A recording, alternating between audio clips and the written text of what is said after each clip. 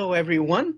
My name is Yann Joly. I'm glad to present on the topic of data governance and access international perspective for a cancer app.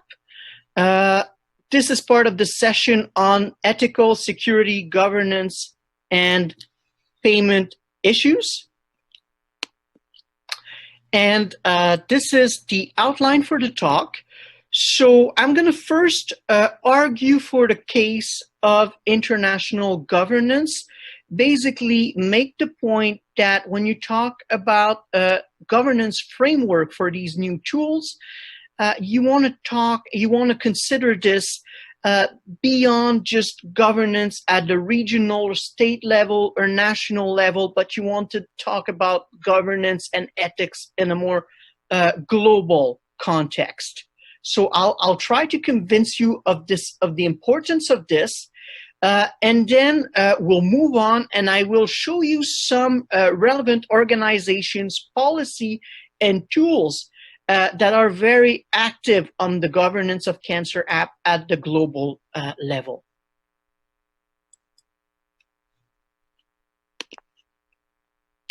So why is it so important to think about governance at a global level? Well, first of all, we have to understand that data-intensive applications, they require a vast quantity of data in order to be trained to function right. These algorithms need to be trained, they feed on data, and this is how you get tools that have high reliability and gives you validated, meaningful information. That's how they can identify interesting correlation, etc. So the more data you get, the more data you field into your tools and application, the better they become. So you need to think big, and that means you need to think not just local, but you need to think national and international.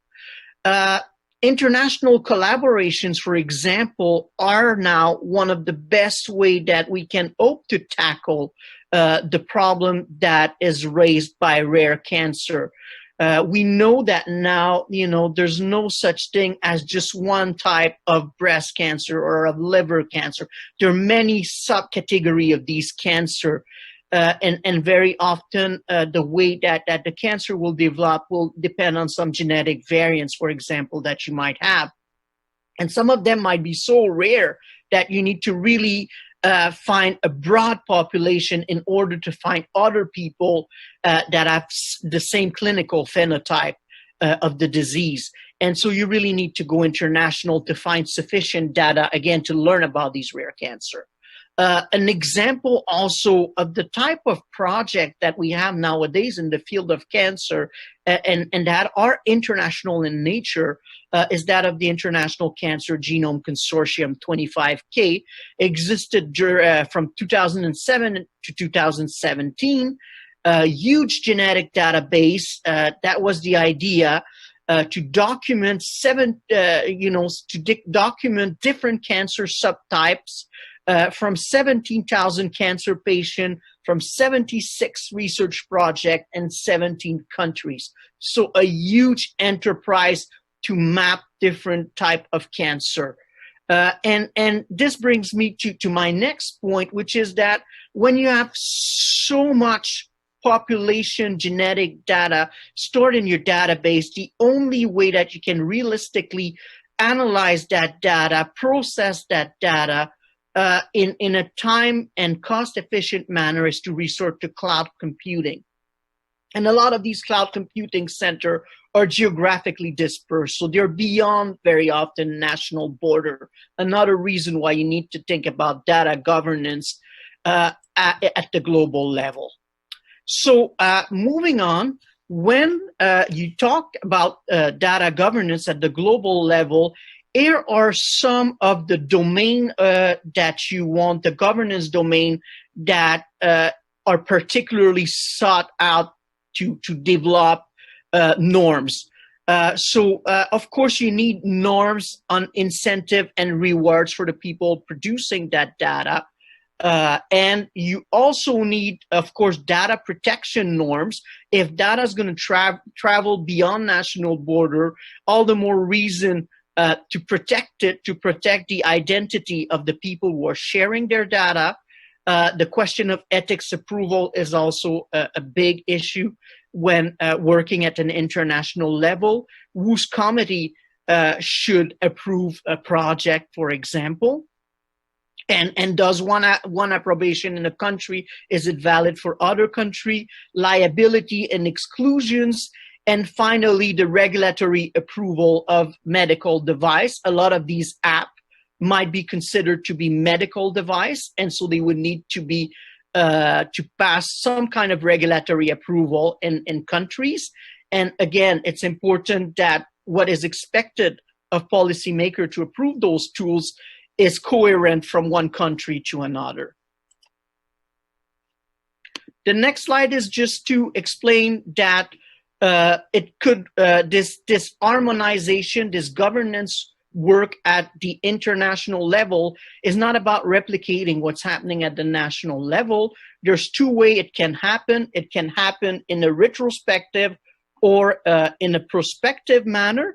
If it happens in a retrospective manner, what really happens is that there's already national laws that have been adopted in a country on a specific topic. So one of the topics we saw on the slide just before this one, such as, for example, privacy. So you have your privacy laws in the different countries. And at the international level, what we try to do is really some harmonization work where we're going to find or try to find a way to interpret all these norms in a way that they will be interoperable, coherent. Sometimes it can be also, some of these laws are broadly formulated, so adding specific details in a way that is, again, well aligned between, to make sure that the laws are well aligned between the different countries. The other ways that this can happen is the prospective manner. In that case, there is actually no national law that's been adopted on a specific topic. It really happens quite often when we're talking about a scientific topic. So, for example, when you're talking about sharing data or protecting data in a database, so let's say there is no norm at the national level, then what happens is an international standard-setting organization is going to adopt some type of position statement, declaration. It's usually a non-binding type of recommendation. And then the idea is if that organization has sufficient standing and if the norms is of high quality, it can become inspirational and it will then be adopted by national policymakers who will integrate it in the national laws, or it could simply become part of the standards at the national level. Moving on to the next slide. Now, I said I was going to show you some examples. So I'll finish my presentation quickly by going over two examples of tools and standard setting organization. The first one is the Global Alliance for Genomics and Health. That organization has above 500 international organizational members, so it's a huge organization. And what it does is, on top of adopting guidelines and standards to promote harmonization and interoperability at the international level, it has specific cancer-related projects such as the Beacon Project and the BRCA Challenge. The Beacon Project aims at helping researchers get answer to a specific question from a genomics center across the world participating in this. So basically the question is, do you have this specific genetic variant? And you can obtain an answer from the different Beacon Center across the world. Again, it multiplies your research power across the planet, going from national to international.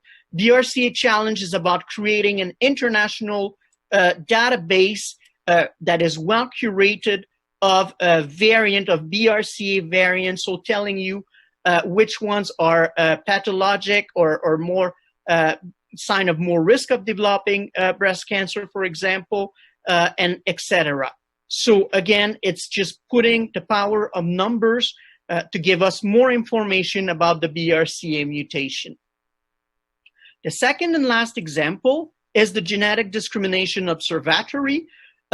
This is a genetic discrimination has been a problem in the world of genetic for a long time, and we've tried to adopt national laws to prevent genetic discrimination. It has not worked as perfectly as a lot of policymakers and patients were hoping it would. And so the idea is that this is a global problem. Let's address it at the global level. Some of the tools that have been developed by the Discrimination Observatory, the Report a Case features an example where people can actually report if they have been discriminated.